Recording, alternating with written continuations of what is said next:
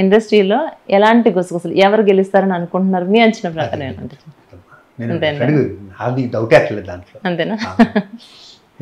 Okay నేను చెప్పండి.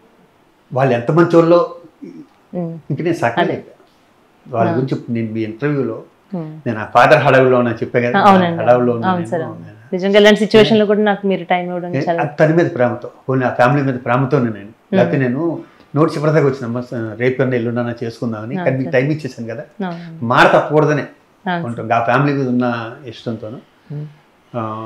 నేను తన మాట కరుగ్గా ఉండొచ్చు, బిహేవియర్ రఫ్గా ఉండొచ్చు చూసే వాళ్ళకి, కానీ తను లోపల మాత్రం చాలా చాలా సెన్సిటివ్ పర్సన్. ఎవరికన్నా ఏదైనా హెల్ప్ చేయాలంటే ముందు అతను మంచివాడా చెడ్డోడా కాదు, అతను ప్రాబ్లం సాల్వ్ చేసే చంద్రశేఖర్ గారు.